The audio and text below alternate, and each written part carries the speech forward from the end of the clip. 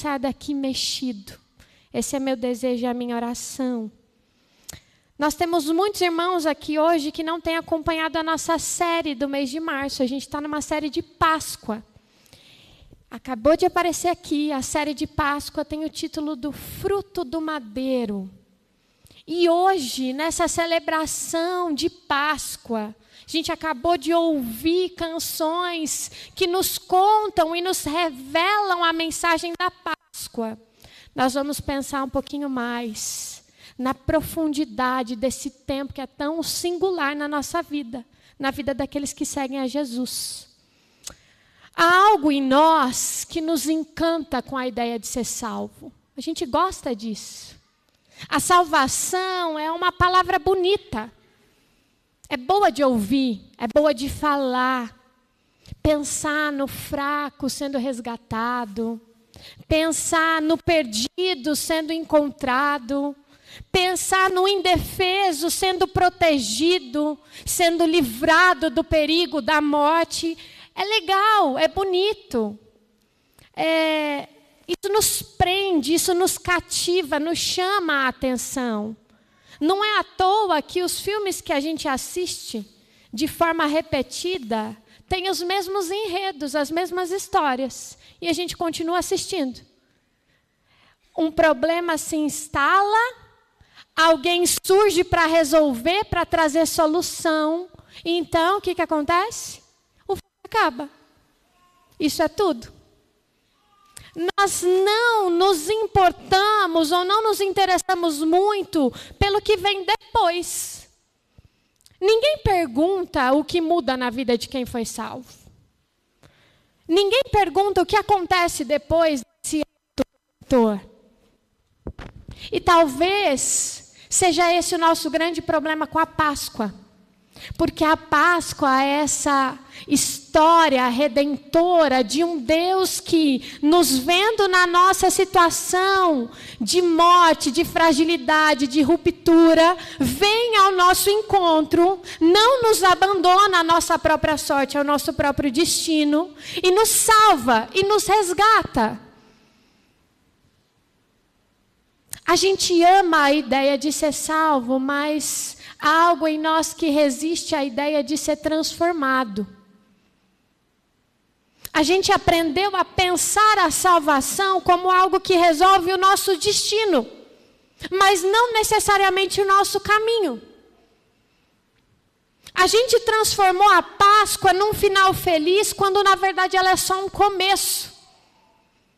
Então, a pergunta para nós nessa manhã é: será mesmo que a mensagem da Páscoa é Deus enviou o seu Filho para morrer no seu lugar e tudo o que você precisa fazer é acreditar nisso e pronto?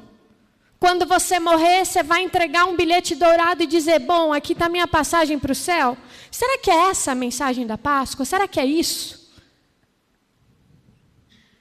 No Evangelho de Mateus, no capítulo 16, e nós já vamos ler juntos, Jesus faz uma pergunta aos seus discípulos. Jesus encomenda uma pesquisa aos seus discípulos. Jesus diz assim: vão ao povo e perguntem ao povo quem eles dizem que eu sou. E os discípulos fazem. E quando eles voltam, trazem a devolutiva para Jesus. Eles dizem: Jesus, alguns dizem que você é João Batista, outros dizem que você é Elias, outros afirmam que tu és Jeremias ou algum dos outros profetas antigos. Então Jesus, diante dessas respostas, pergunta aos seus discípulos: e vocês? Quem que vocês dizem que eu sou? Então a gente conhece essas palavras. Pedro, como um bom discípulo, um dos 3 mais próximos de Jesus, se levanta e diz: tu és o Cristo, o Filho do Deus vivo. As palavras mais belas já pronunciadas a respeito de quem Jesus é. E quando Pedro diz isso a Jesus, Jesus diz: é isso mesmo. Isso não veio de você, foi te revelado. Porque esse sou eu sou o Cristo, eu sou o Messias esperado. Eu sou aquele que desce do céu e dá vida ao mundo, que resgata o mundo, que salva o mundo. Mas a mensagem de Jesus não para por aí. Porque logo em seguida Jesus faz algo muito interessante, e tudo aquilo que Jesus faz merece a nossa atenção. Jesus começa a explicar aos discípulos o seu caminho. Ele diz: eu vou precisar ir para Jerusalém nessa Páscoa. E estando em Jerusalém, haverei de sofrer muitas coisas nas mãos dos mestres da lei, nas mãos do sumo sacerdote. E vou sofrer tanto a ponto de ser morto, de ser crucificado. Mas ao terceiro dia, hei de ressuscitar. Jesus não apenas revela quem Ele é, mas Ele faz questão de revelar aos seus discípulos o seu caminho. E tem gente que acha que Jesus está falando aqui, gente como Pedro, que acha que Jesus está falando aqui do seu caminho de morte. Mas não. Jesus está falando do caminho em direção à vida, no caminho em direção à ressurreição. O seu destino é vida e não morte. E no caminho de ressurreição tem cruz. No caminho da vida tem morte. Antes de ressuscitar é preciso morrer. Eu tenho dito aos irmãos aqui da IPI de Piracicaba que a Páscoa é Deus refazendo o caminho que desandou lá no Éden. Porque no Éden o ser humano tinha vida e vida em abundância. Mas decidiu tomar para si o controle, a autonomia. Decidiu trilhar o caminho da autossuficiência. Escolheu viver como se fosse capaz de sustentar a sua própria vida. E quando o ser humano faz isso, e presta bastante atenção, quando o ser humano faz isso, ele sai da vida e caminha em direção à morte. Quando o ser humano escolhe tomar desse fruto e comer desse fruto da independência de Deus, ele sai da vida e começa a caminhar em direção à morte. Mas Deus não nos abandona. E se isso não te emociona, eu não sei o que mais pode te emocionar, porque Deus não nos abandona. Deus não assiste de longe a nossa caminhada em direção à morte. Ele vem ao nosso encontro. Em Jesus, Deus se esvazia, se humilha, se faz um de nós. E se nós fizemos o caminho saindo da vida em direção à morte, Jesus inaugura um novo e vivo caminho. Não mais da vida para a morte, mas agora da morte para a vida. Da morte para a vida. Alguém já disse que a cruz é a árvore da vida plantada no alto do Calvário. E eu acho essa imagem assim maravilhosa, porque a cruz é a árvore da vida, essa que nós já não tínhamos mais acesso, plantada no alto do Calvário. E se no Éden o ser humano escolhe a árvore da autonomia e se afasta de Deus, no Calvário existe uma nova árvore, uma nova possibilidade, um novo caminho. Jesus se entrega, mergulha na morte e é ressuscitado e inaugura um novo caminho de vida para mim e para você. Só que até aqui é tudo muito bonito. Dá um bom filme, não é? Aqui é tudo muito romântico. É tudo muito redentor. Do jeitinho que a gente gosta. Mas é exatamente aqui que o Evangelho começa a nos movimentar. A nos deslocar. É aqui que essa Páscoa abre para nós um caminho a ser trilhado. E eu quero que você abra agora sim a sua Bíblia comigo. Lá no Evangelho segundo Mateus, eu estou no capítulo 16, a gente vai ler só o verso 25.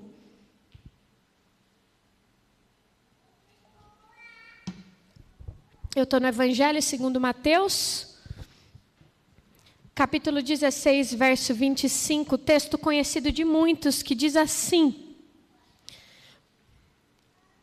verso 24. Então Jesus disse aos seus discípulos: Se alguém quiser me acompanhar, ou se alguém quiser vir após mim, negue-se a si mesmo, tome a sua cruz e faça o quê?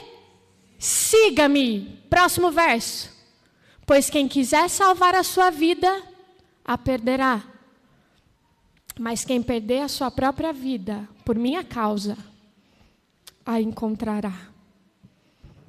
Quando Jesus diz, se alguém quiser vir após mim, é como se ele dissesse, se alguém quer fazer o caminho da morte para a vida, se alguém quer vir comigo nesse caminho que sai da morte e vai em direção à vida, ou seja, se antes no Éden a humanidade decidiu caminhar da vida para a morte, agora Jesus diz, se alguém quiser sair da morte e vir de volta para a vida, negue-se a si mesmo, tome a sua cruz e venha atrás de mim e siga-me.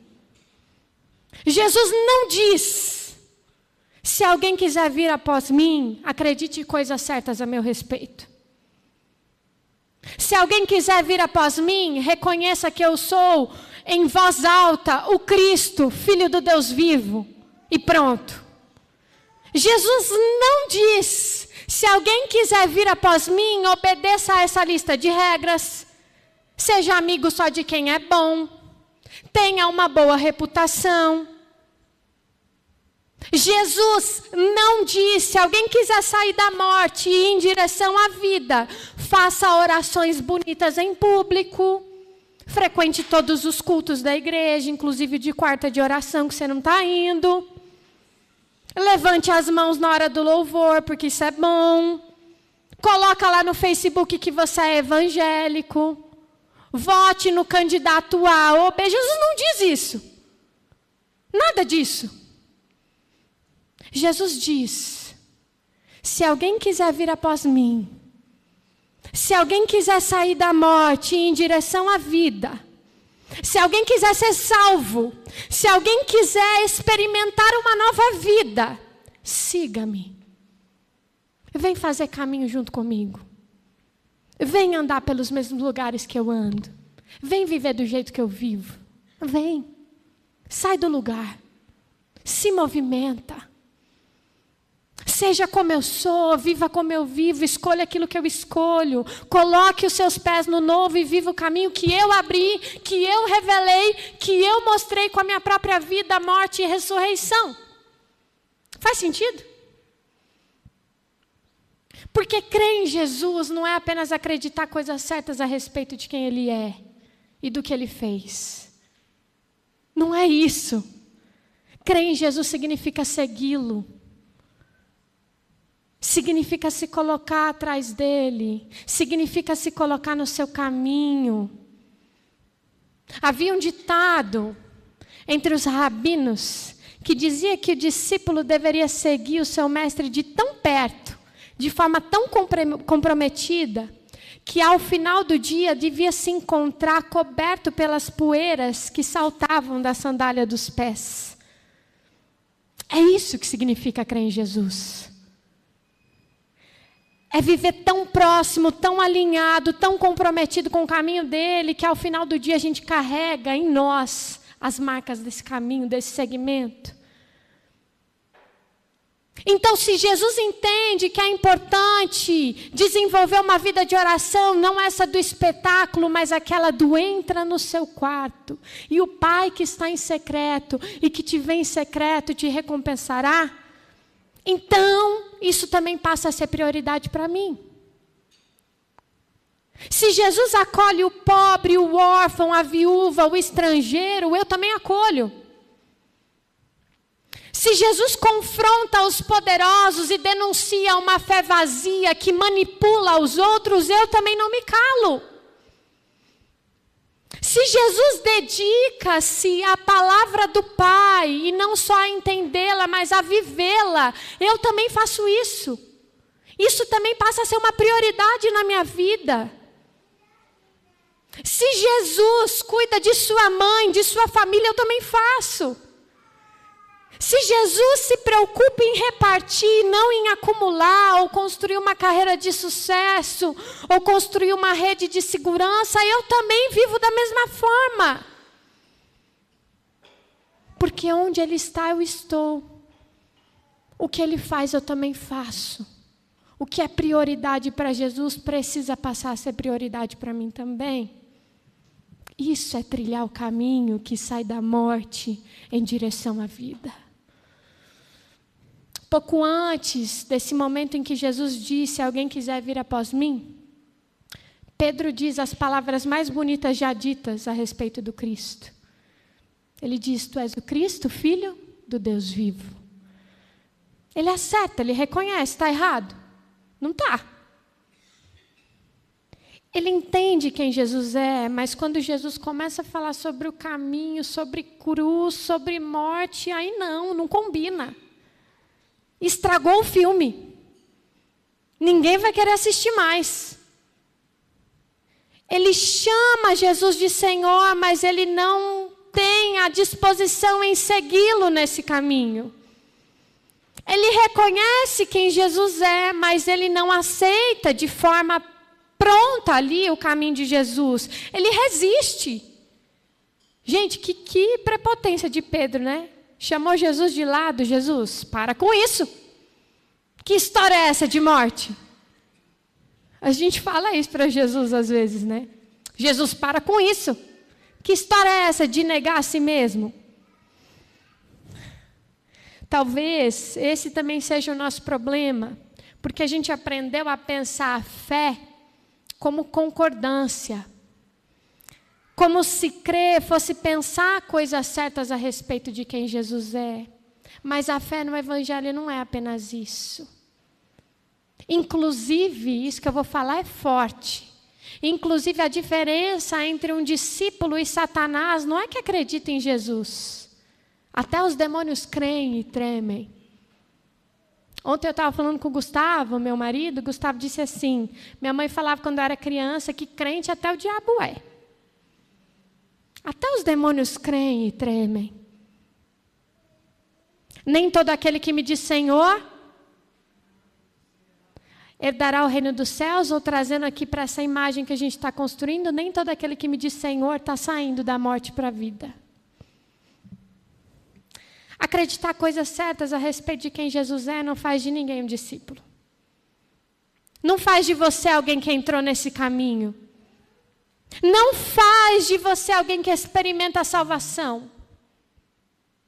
Assim como acreditar que se alimentar bem é bom e faz bem para a saúde do nosso corpo.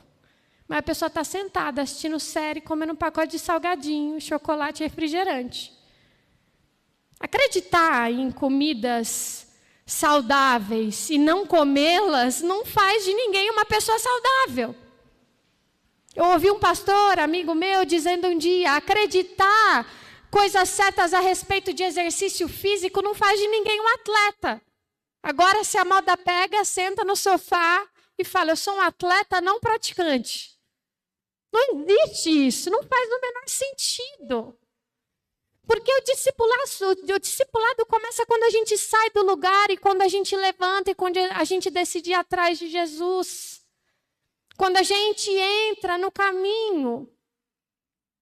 Por isso, gente, a resposta a Jesus, a resposta à Páscoa, essa que nós estamos prestes a viver de forma pontual, não é eu concordo ou não concordo, eu acho legal ou não acho legal, eu acho que aconteceu mesmo, eu não acho que aconteceu, não.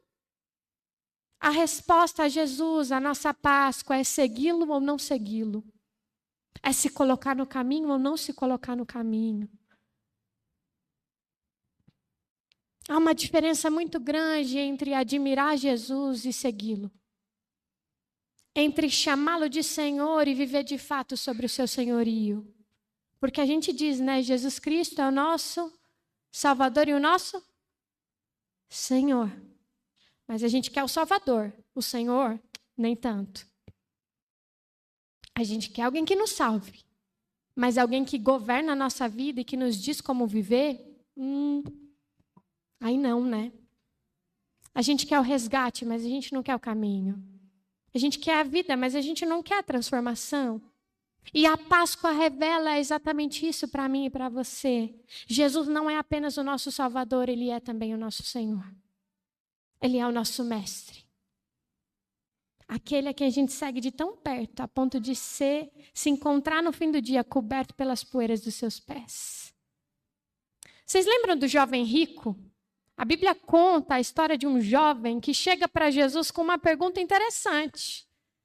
Como quem diz assim, Jesus, como que eu faço para ter essa vida eterna aí? Me diz. E aí Jesus pergunta para ele assim, bom, o que dizem os mandamentos? E aí, como um bom religioso, ele fala tudo que diz os mandamentos. E ainda tem a audácia de dizer, bom, Jesus, isso tudo aí eu já faço. Se é isso, tá tranquilo.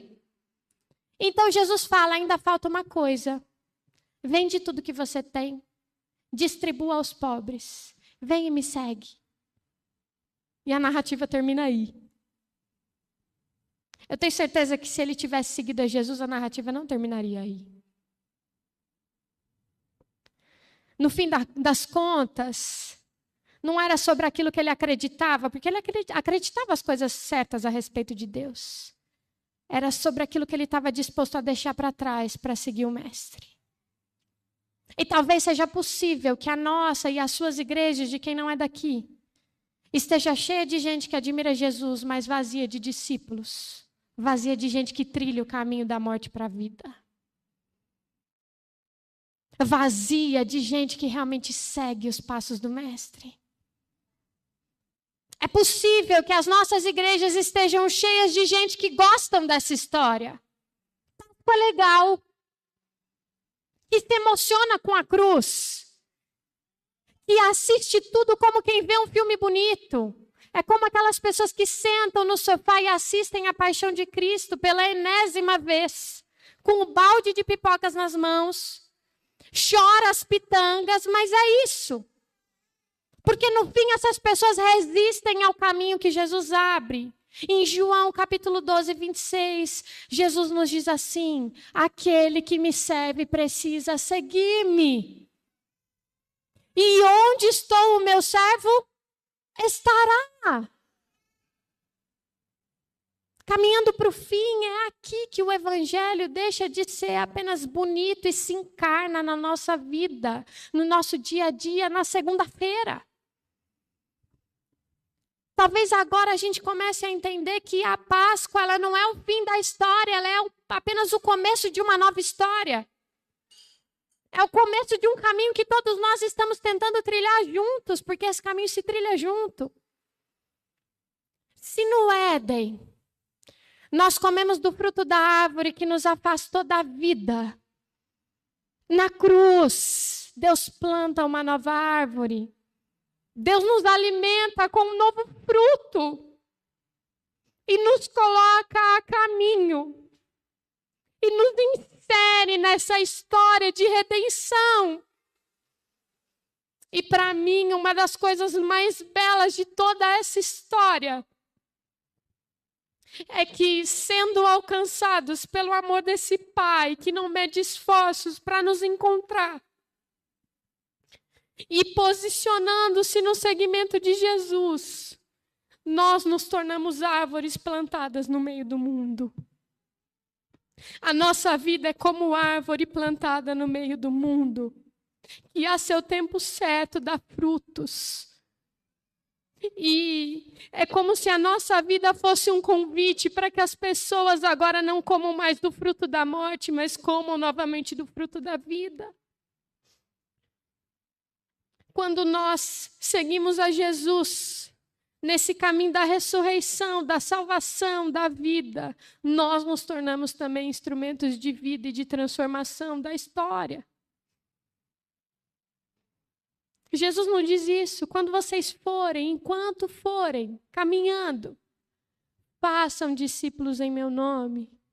Ensine-os a viver da forma que eu ensinei a vocês. Alimentem eles da mesma forma que eu os alimentei. Ofereçam-lhes do fruto da vida. A salvação, gente, deixa de ser apenas algo que te alcança e passa a ser algo que se espalha através de você. A história que você gostava de assistir, agora continua através da sua vida. Então não viva uma fé que assiste. Não viva uma fé que se senta nesses bancos, que se levanta e segue a vida como se nada tivesse acontecido. Não viva uma fé que admira de longe. Coloque a sua fé em movimento. É para isso que Jesus Cristo morreu naquela cruz. A minha oração é que Jesus não seja apenas o seu Salvador, mas seja também o seu Senhor. Que você se posicione atrás dele enquanto há tempo. Que você se coloque no caminho dele, que ao segui-lo, a sua vida deixe de ser um fim em si mesma e se torne exatamente isso, uma árvore da vida plantada no mundo. Um lugar onde as pessoas famintas encontram alimento, cuidado, esperança, vida. Que a sua vida seja a continuação dessa história. E que por onde você passar, a vida do nosso Deus revelada em Jesus floresça. Para a glória do nosso Deus, o Cordeiro que é digno de receber toda a honra, toda a glória e todo louvor pelos séculos dos séculos. Amém. Feche os seus olhos, eu quero orar por você.